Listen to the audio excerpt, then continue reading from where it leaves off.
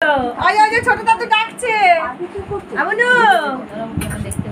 ওই যে ওই যে ওই যে ওই যে ওই যে ওই দিকে ওই দিকে ওই ওই যে ছোট দাদু ডাকছে ওই যে ছোট দাদু কিন্তু বলনা ওখানে সব সময় গার্ডেনরা ওই যে ওই যে ডাকছে।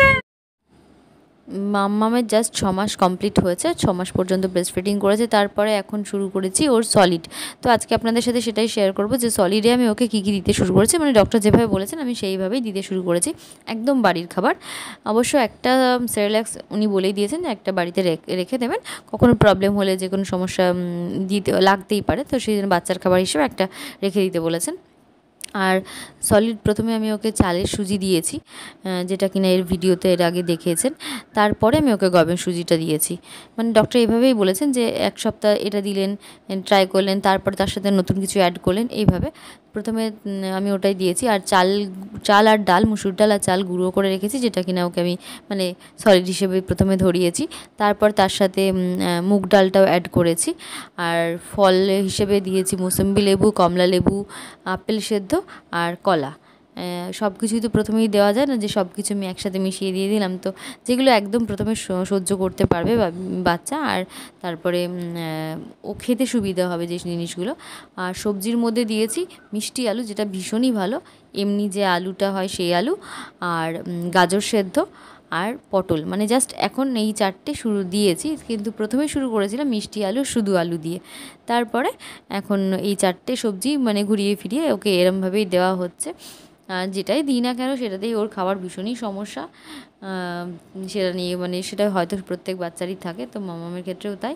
তো এরমই চলছে ওর খাওয়া দাওয়া। আর একটা ফর্মুলা মিল্ক ডক্টর ওকে দিয়েছেন, সেটাও আমি রেখেছি ঘরে, কোনো প্রয়োজন হলে যেটা যাতে খাওয়াতে পারি। আর এই যে এখানে আছে গাজর, মিষ্টি আলু আর পটল সেদ্ধ। যোগব্যায়ামের ক্লাস থাকলে এখন মা ছেলে আমাদের দুজনেরই ভীষণ আনন্দ, কারণ অবশ্যই আনন্দের একটা কারণও আছে। আর যাওয়ার সময়টা একদমই আমরা হেঁটে যেতে পারি না, তখন তাড়াহুড়োতে দেরিও হয়ে যায়, আর দুবার হেঁটে যাওয়া সম্ভবও না, বিশেষ করে বাবির পক্ষে। ও তো ছোটো অনেকটাই, আর প্রথমে কি আমাদের মামামকে রেডি ফেডি করে ওকে বাড়িতে দিয়ে তারপরে আমরা বেরোই, যার জন্য টোটো বা অটো যাই হোক কিছু করে একটা বেরিয়ে যায়। আর ফেরার সময় খুব মজা হয়, মানে বেশ ভালোই লাগছে এই কদিন যখন যাতায়াত শুরু করেছি আমি আর বাবি। এতদিন তো ওর বাবার সাথেই যেত। আর ফেরার সময় আমাদের একটা ইচ্ছে থাকে, সেটা হলো বাবির আবদার ঠিকই, কিন্তু সেটা আমারও মনের ইচ্ছা। এই গরম পড়েছে না এখন, এই দোকানের পেপসি খেতে কী ভালো লাগে, মানে কি বলবো, এই দোকানের পেপসিটা এত সুন্দর। আর ছোটোবেলাতে পেপসি মানেই ভীষণ একটা মজার জিনিস, আর বাবিও খুব ভালোবাসে। আর এই পেপসিটা আমি আগের বছর আমার খুব মনে পড়ে, মানে গত বছর সব কিছু তো খেতে পারতাম না, খুব সমস্যা হতো, কিন্তু এই পেপসিগুলো আমি প্রচুর খেয়েছি, ভীষণ ভালো খেতে। আর সবসময় সাদা যেটা মানে দইয়ের যেটা তৈরি আর কি, সেটা ভীষণ ভালো লাগে খেতে। অনেকগুলোই থাকে, সবগুলোই ভালো, কিন্তু তার থেকেও যেটা বেশি ভালো সেটা হলো সাদাটা। তো আজকে সাদাটা পেয়েছি, আগের দিন এসে সাদাটা পাইনি, ওটা এত ভালো যার জন্য ওটা থাকেই না। তো আজকে পেয়েছি, আমরা 3টে নিয়ে নিয়েছি। আর বাবি আর আমি খেতে যাবো, কারণ এই খেতে যাওয়ার একটা মজাই আছে। আর বাবির ছিল ইচ্ছে যে মা আমি দই লস্যি খাবো, দই লস্যি নিয়েছি, কিন্তু ওটা আমার একদম ভালো লাগে না, ভীষণ গন্ধ বেরোয়, মানে একটা ওষুধ গন্ধ লাগে, তার জন্য ওটা আমি আর নিইনি, ওটা বাবির জন্য নিয়েছি। বাবি ওটা গিয়ে বাড়িতে গিয়ে খাবে। আর বাড়িতে এখন চলে এসেছি। সাথে একটা নিয়েছি, সেটা হলো টক দই নিয়েছি, যেটা বাড়িতে এখন গরম পড়ে গেছে, টক দই বাড়িতে তৈরি করব, সেজন্য একটুখানি দোকান থেকে টক দই নিয়ে চলে এসেছি। আর যে আমাদের ডাইনিংয়ের লাইটটা ভীষণ ডিস্টার্ব করছে। নিজের সুবিধার জন্যই মেয়েকে একটুখানি দেরি করে ঘুম থেকে তুলতে হয়, কারণ ও ঘুমোলে আমি আমার কাজগুলো কমপ্লিট করে নিতে পারি সকালে। তো সেই টাইমের মধ্যে ওকে দুবার ব্রেস্ট ফিডিং করিয়ে দিই, 9:30 10টার মধ্যে ওকে ঘুম থেকে তুলে সকালে ও খাবার খায়। তারপরে ওকে এই স্নানের আগে 11:30 12টা 12:30টার মধ্যে মোটামুটি ওকে ফল দিই। তো কোনো দিন ফলের রস দিই, আর কোনো দিন এই আপেল বা কলা খায় যেদিন, সেদিনকে একটুখানি দুপুরের খাবারটা দেরি করে দিই, কারণ এটা তো সলিড খাবার, এটা একটুখানি পেটে থাকে, তো সেই জন্য একটু দেরি করে দিই।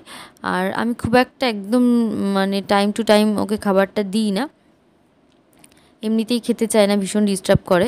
তো সেই জন্য একটু খিদে পেলে মানে টাইমের গ্যাপটা যদি একটুখানি বেশি হয়, মোটামুটি মনে হয় যে না এবার খাবারটা দিলে ভালো, তো সেই রকমভাবে দিই। একদম টাইম টু টাইম দিই না যে এই টাইমে দিয়েছি মানে পরে এই টাইমেই দিতে হবে, এরকম আমি করি না। আর তারপরে দুপুরবেলা খাবার খাওয়ার পর আবার সেই বিকেলবেলা সারা দুপুর জল আর ব্রেস্ট ফিডিংয়ের উপর চলতে থাকে। আর রাতের আর দুপুরের খাবারটা চেষ্টা করি একটু হেভি দেওয়ার, যাতে অনেকটা টাইম পেটে থাকে। আর সবজি তো ওকে দিয়েছি, এই ডক্টর যেরমভাবে বলেছেন যে একটা একটা করে সবজি নতুন করে অ্যাড করবেন। আর এইভাবে চলতে চলতে 6 মাস 7 মাস এইভাবে পুরো চলবে। তারপরে 8 মাসের পর থেকে একদম মানে বাড়িতেই খাবেন। আর আমার যেহেতু একটু প্রবলেম হয়, মানে নিজের কাজের সুবিধার জন্য বলতে পারেন, যেহেতু এখানে পুরোটাই আমাকে একাই সব কিছু যেটুকু যা করি সবটা একা করতে হচ্ছে, তো সেই জন্য ভাতটাকে মানে গরম ভাত যেটাকে করে বাচ্চাদের যেরমভাবে দেয় মেখে খাওয়ায়, তো সেটা আমি করতে পারছি না। তো আমার সুবিধার জন্য আমি চালের গুঁড়ো করে নিয়েছি। এটা যার যা নিজের সুবিধার জন্য বা মায়েদেরকে বুঝে দিতে হবে যে বাচ্চা কি পছন্দ করছে না করছে। আর বাচ্চার প্রত্যেকের ক্ষেত্রে খাবারটা একটা যার যেরকম ডিম্যান্ড থাকে আর কি, সে যেভাবে আমাকে ডক্টর বলেছেন আমি সেটাই বলছি, যে সবার তো হজম শক্তি একরকম না। আমি ব্রেস্ট ফিডিং যখন করিয়েছি দেখেছি অনেকে বলেছেন যে তোমার বাচ্চা এতটা টাইম পর পর খায়, আমার বাচ্চা তো আধ ঘন্টা পর পর খায়। কিন্তু মাম্মাম খেত প্রায় 2 ঘন্টা 2.5 ঘন্টা 3 ঘন্টা পর পর খাবার খেত। আর প্রথম দিকে ওকে একটু পাতলা দিতাম, তা এখন একটুখানি সলিড দিচ্ছি, যে দেখি পারে কিনা। এটা যদি এবার সুজি তো একদমই নরম হয়। আর এই সুজির মধ্যে আমি একটুখানি বাটার দিয়ে দিই যাতে ওর ভালো লাগে টেস্টটা। আর মিছরি জল দিয়েছি, কিন্তু মিছরি জলটা খুব একটাও পছন্দ করছে না। 6 মাসের পর 7 মাস 8 মাস তো 2 মাস এরকমভাবেই কন্টিনিউ চলবে খাওয়া দাওয়াটা। বাড়ির নতুন নতুন খাবার যেগুলো মানে ওকে দেওয়া যাবে যেগুলো, সেগুলো নতুন করে অ্যাড করব আর দিতে থাকবো। তারপরে 8 মাসের পর আবার ডক্টর কি বলছেন সেই হিসেবে আবার ওকে খাওয়ানো হবে। তখন হয়তো একটুখানি ভাত হয়তো হাতে মেখে চটকে সেটা দেওয়া যেতে পারে। এতটা হয়তো গুঁড়ো করে চাল গুঁড়ো বা এগুলো করতে হবে না। তো এটা অবশ্য আমি আমার সুবিধার জন্য করেছি, কারণ বাবিকে আমি কখনোই চালের গুঁড়ো করে খাওয়াইনি। ওর 8 মাসের পর অন্নপ্রাশন হয়েছে, তো তারপরে ওকে মানে গরম ভাত হাতা দিয়ে চটকে সেটা খাওয়ানো হতো। আর ছাঁকনিতে ছেঁকে আমি ওকে একদমই খাওয়াইনি, যেটা মামামের ক্ষেত্রে এখন করছি। যাই হোক, এই চলছে খাওয়ার রুটিন। খাওয়া দাওয়া সেরে এখন চললাম গঙ্গা স্নান করতে। আজকে ছুটির দিন, যাই হোক আমাকে নিয়ে যাওয়ার লোক আজকে বাড়িতে আছে, তো সেই কারণে ভাবলাম যে না আজকে গঙ্গা স্নানটা করে আসি। অনেক দিন গঙ্গায় যায় না স্নান করতে, সামনে পুজো আছে। আর রাস্তা ফাঁকা একদম, যেহেতু দুপুরবেলা বেরিয়ে পড়েছি ঝটপট করে। মাম্মামকে রেখে যাওয়া এটাই একটা বড় ব্যাপার, তো বাড়িতে ওই জন্য রেখে গেছি। বাড়িতে খাওয়া দাওয়া করে ওকে রাখলাম। আর মা বম্মা আছে, ওর কাকাই আছে, ওরা জানি সামলে নেবে, অসুবিধা নেই। আর বাবিরও তো খাওয়া হয়ে গেছে। আর সোজা চলে এসেছি আগে আমরা পেট্রোল পাম্পে, এখানে কাজ মিটিয়ে। আর এখানে ফাঁকা ছিল, এটা দেখেই খুব ভালো লাগলো, ফাঁকা ছিল। যাই হোক এখানকার কাজ মিটিয়ে রাস্তাঘাটও পুরো ফাঁকা। আর যেটা না দেখালেই নয়, না বললেই নয়, সেটা হলো আমাদের এই বিখ্যাত রাস্তা। শীত গ্রীষ্ম বর্ষা এখানে জলই ভরসা, আপনি জল এখানে পাবেন আর কোথাও না পেলেও। তাই যাই হোক এসব কিছু ক্রস করে আমরা এখন যাচ্ছি গঙ্গার ঘাটের দিকে। অনেকগুলো গঙ্গার ঘাট আছে, আমিও যদি বা সবগুলো গিয়েছি, কিন্তু কোনোটাই ঠিক চিনে নিজে গিয়ে মানে নিজে যেতে পারবো না, এরকম একটা ব্যাপার। গঙ্গার ঘাটে চলেও এসেছি।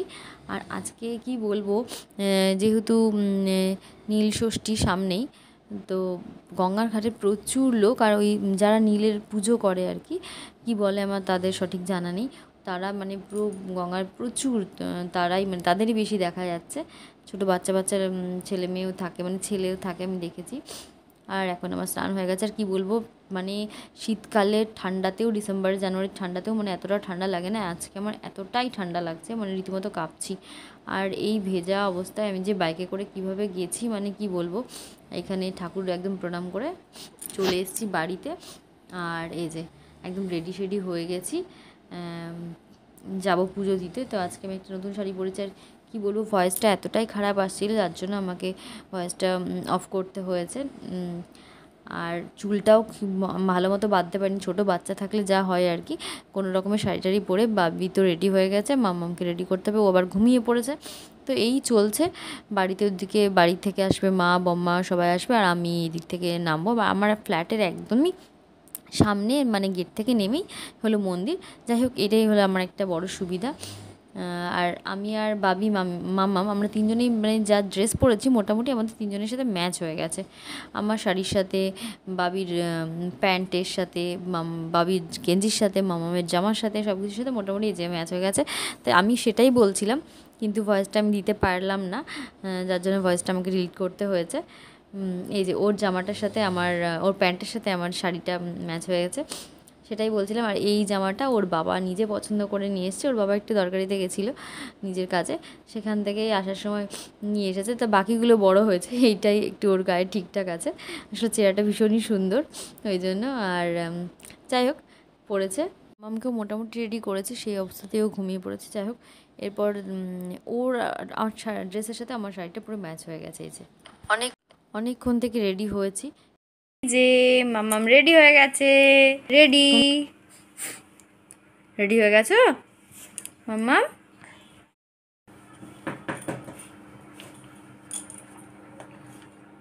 মাম্মাম রেডি সেডি হয়ে গেছে। এই যে মাম্মামের জামার সাথে মায়ের শাড়ির পাটটা ম্যাচিং হয়ে গেছে, পিঙ্ক আর পিঙ্ক। আর দাদা ভাইয়ের সাথে মায়ের শাড়ির এই বডিটা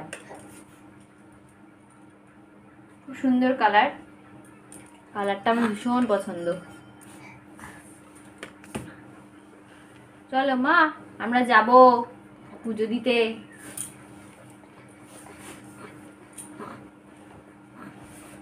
দূরে হলে হয়তো মাম্মামকে নিয়ে যেতে পারতাম না, কিন্তু একদম মন্দিরটা আমার ফ্ল্যাটের একদমই সামনে, আমাদের ফ্ল্যাট থেকে নেমেই মন্দিরটা, বেরিয়েই মানে গেট থেকে বেরিয়েই, সেই কারণে মামামকে নিয়ে যেতে পারছি। না হলে তো রোদের মধ্যে বাইরে নিয়ে যাওয়ার কোনো প্রশ্নই নেই। আর কালকে ওয়েদারটা একরকম ছিল, আজকে বেশ রোদ আছে ভালোই।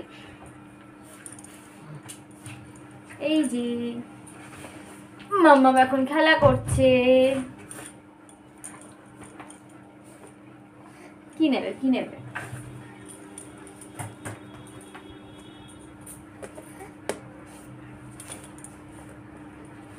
তো চলো আমরা যাই এবার নিচে। চলে এই যে আমাদের মন্দির, যেখানে পুজো হচ্ছে। এই যে আমাদের ফ্ল্যাট থেকে নেমেই মন্দির। মাম্মাম রেডি, বাবি রেডি।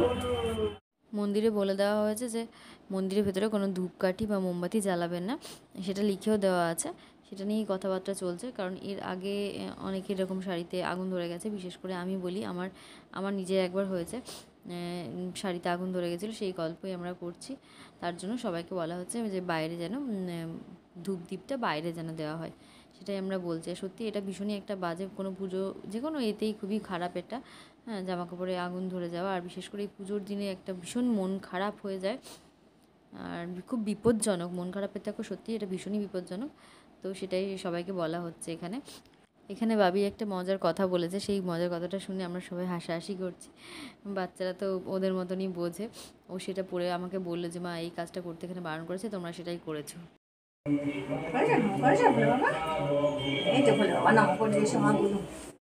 নমঃ শিবায়। হ্যাঁ নিয়ে নাও। নীলের উপোস করার পর আমি দেখেছি, মাকেও দেখতাম যখন বিয়ের আগে দেখেছি, মা যখন পুজো দিয়ে আসতো তখন ওখান থেকে একটা ফল ঠাকুরমশাই বা যে থাকেন উনি একটা ফল দিয়ে দেন। তো এখানেও আমি যতবার পুজো দিতে এসেছি তখন তাই দেখেছি। তা এবার বাবি এসেছে, সাথে মামামও এসেছে। তো যে জেঠিমা ছিলেন ওখানে, উনি অনেকগুলো ফল প্যাকেটে করে বাবিকে দিয়েছে। বাবি তো ওখানে বসে একটা খেজুর খেতে শুরু করে দিয়েছে, আর মাম্মাম বসে বসে চারিদিকে সব কিছু দেখছে। এখনও পর্যন্ত ওর মুডটা বেশ ভালো আছে, জানি না আবার কখন মুড বিগড়ে যাবে। আমারও বেশ ভালোই লাগছে পুজো দেখতে। মহাদেবায় নমো নমঃ।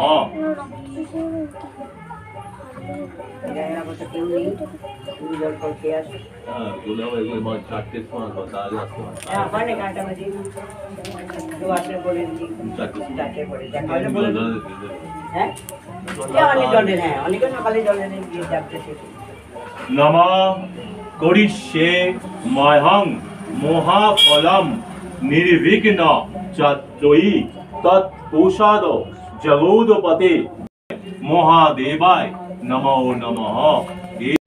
ঘড়িতে 2:30 বেজে পার হতে চলেছে, আর মাম্মামের জোর খিদে পেয়ে গেছে অনেকক্ষণ থেকে ও এসেছে।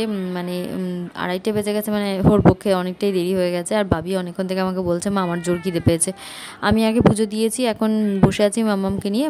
এখন ওর আম্মা আর বড় ঠাম্মা পুজো দিচ্ছে, মানে বাবির আম্মা আর বড় ঠাম্মা পুজো দিচ্ছে। তারপরে পুজো হলে বাবি তখন ওর আম্মাদের সাথে চলে যাবে বাড়িতে খেতে, আর আমি মাম্মামকে নিয়ে চলে যাব ফ্ল্যাটে। বিকেল হলে তারপরে আমি ফ্ল্যাটে পুজো দিয়ে তখন আবার যাব বাড়িতে। সাবু মাখা হবে, ওখানেই মাম্মা সব করবে, তখন ওখানে যাব। আর বিকেলে এখন চলে এসেছি বাড়িতে, এখানে বম্মা পুজো দিচ্ছে, তারপর সাবু মাখা হবে। বলো ছচা খাবে নাকি একটা? বলো তুমি কি বলছো? বলছো? চিবোবে? আমি তো তরমুজ খাই। তুমি খালি তরমুজ খাও? হ্যাঁ। গল্প করতে করতে বম্মার পুজো কমপ্লিট হয়ে গেছে। এরপর বম্মার কাজ হলো সাবু মাখা। এই কাজটা প্রত্যেকবার বম্মাই করে, এটা বম্মারই কাজ। আর আমাদের ঘরে সাবু খেতে সবাই ভালোবাসে, সাবু মাখা খেতে, তার জন্য অনেকটা করে সাবু মাখা হয়। আর তারপরে সবার ঘরেও দেওয়া হয়। আর এখন খাবো আমি, বম্মা আর মা, মানে এখন আপাতত। আর সবার জন্য রাখা আছে বা দেওয়া হয়ে গেছে অনেকটা। আর আরেকটা জিনিস হয়, সেটা হলো মুগের জালি বলে, সেটা হলো মুগ ডাল, নারকেল মানে কোরানো, আর তার সাথে চিনি, যেটা খেতে আমার তো দুর্ধর্ষ লাগে, মানে কী বলবো, এটা আমি বিয়ের আগে খাইনি। তো আপনাদের বাড়িতে কার কার বাড়িতে হয় অবশ্যই কমেন্ট করে জানাবেন। তো আজকের মতো ভিডিওটা এখানে শেষ করছি, টাটা।